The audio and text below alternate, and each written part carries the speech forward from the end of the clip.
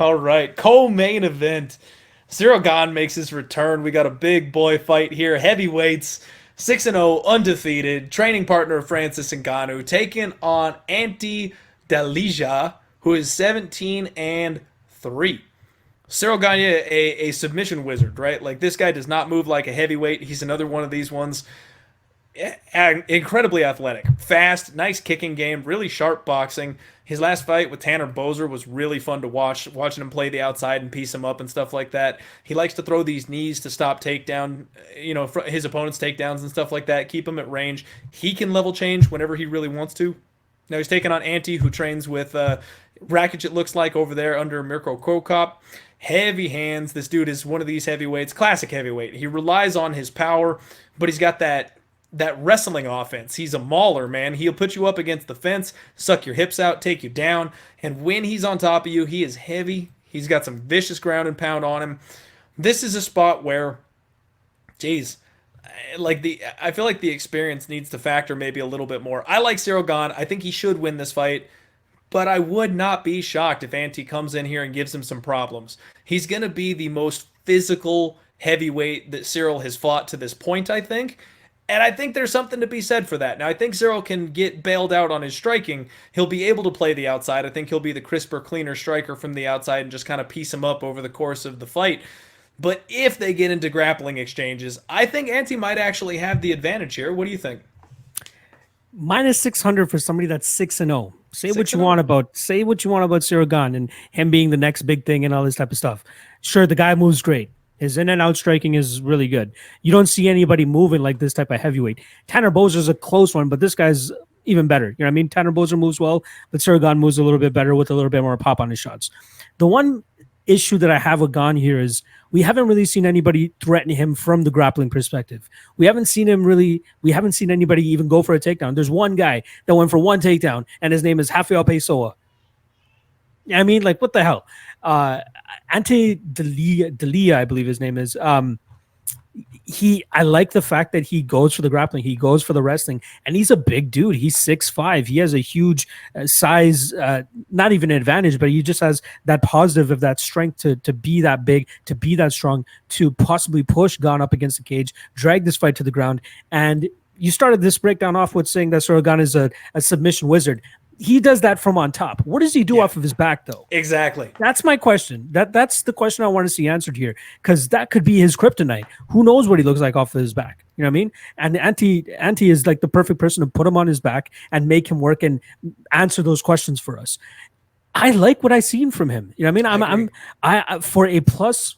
I bet him. He's my dog of the night play. I've already placed a bet on him. Half a unit plus 433. I think he has a ton of value here, given what he brings to the table with his experience, with his grappling, with his size.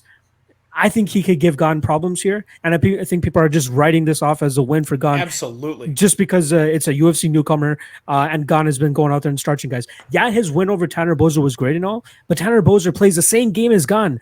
But Gane is just faster, more explosive, and hits with more power. Bigger, longer. I mean, yeah. Exactly. You're gonna play a game with a guy that's got every athletic advantage on you. Of course, you're gonna lose that. Exactly. And I'm very questionable in terms of I am questioning the other fights that he's had in the UFC and even in TKO. That's a promotion over here in Montreal, or just a province over, I should say, where these guys, Adam Dishka was somebody that was highly acclaimed to be a top heavyweight in Canada. Turns out he's a scrub. Roger Souza, I don't even know why he was fighting him. His first pro MMA fight was for a title. Let's just throw that out there. His first pro MMA fight was for a title, and he goes out there and gets finished in the first round. We have seen him make improvements, though. Like in that Dishka fight, he goes out there and tries to outstrike this guy and try to finish him immediately. And we saw him start to suck wind a little bit in that second round. But after that fight, we've seen him manage that gas tank a little bit better. He's not going ham. He's not trying to finish this guy right away. But this is where the wild card of Ante comes in. What if he pushes him up against the cage? What if he burns his muscles? What if he burns his strength? What if he burns his gas tank just trying to defend a takedown? What is he going to look like in the second and third round?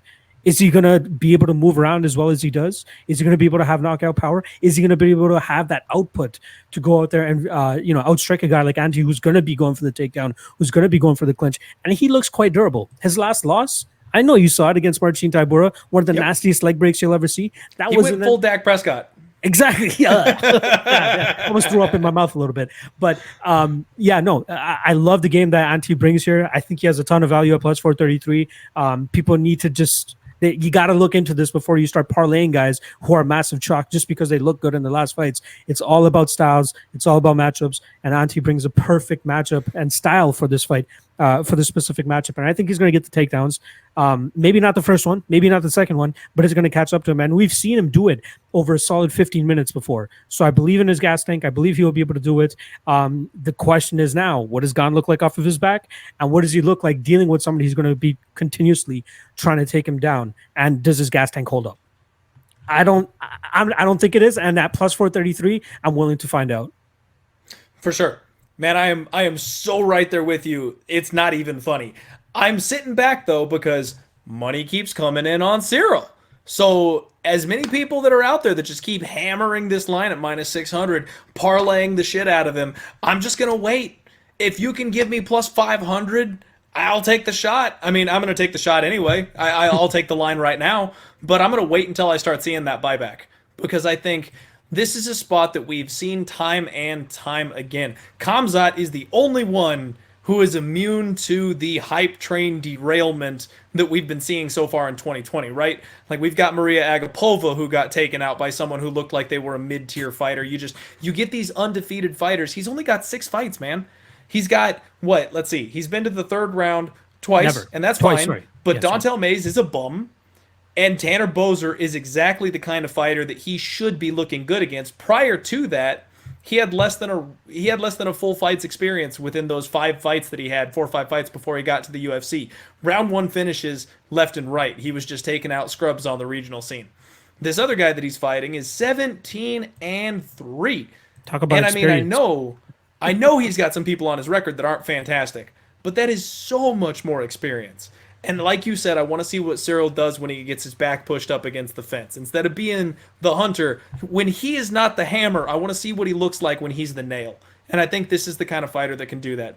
We might lose a split decision here. And you know what? Hell, the dude might end up getting choked out or heel hooked, in the third round or something along those lines. But I just want to pull something up here for people. I've got a nice, fun little odds calculator tool. And we look at basically what these probabilities mean, right? It's not something I do a lot here on the podcast, but at plus 450, you're saying this dude's got an 18% chance to win the fight. 18%. So less than 20%. You're saying Gane is that big of a lock over this dude. I don't think that's right. I mean, you could make Gane 60-40. Okay. I'll give you Gane 60-40. Not 18% though. That ain't right. That's a value right here, man. I'm telling you, I don't know what people are thinking. Just blindly, I think they're blindly putting money on Gane here, and they're not seeing what Ante can bring to this fight. And we've never seen Gane tested that way. Again, there's only been one guy that's shot one takedown attempt on him, and it was Rafael Peso, we know is not the greatest fighter either. He's probably outside of the UFC by now, but probably. Exactly. And this guy has a pure experience. Shout out to Valentin Overeem, who is the guy that he has on his record as well, who was 31-31 going into that fight. But still, he has vast amount of experience, has a solid head coach and training partner in Mirko Krokop. But yeah, I like Ante here. The odds are... Yeah. Don't tell me training with Rakic isn't going to get you ready for Ciryl Gane. Is Rakic a better striker than Gane is? I mean... They're comparable, He'll be able to be a body there. He'll be able to set up the shots. He's got some good training right there. That's a good body to be working with. Yeah, Aaron Miller brings up a good point. Aspinall and Baudot should be twice as wide as Gane and Ante here. He's right. He's absolutely right. And you know what, man? Aspinall round 1 at even money was just. That's one. It was. I feel so stupid. I was sitting there looking at it, and I'm like, I should bet this. Like that. That's even money. But I'm like, one of these days, it's not going to be free money. One of these days, somebody's going to stretch him to round 2. And I didn't want to feel stupid for being behind the train. And now I'm like, dang it. I missed the train on the under 1.5. I know it was a little bit juiced at like minus 175, minus 180, but I thought that was a spot as well.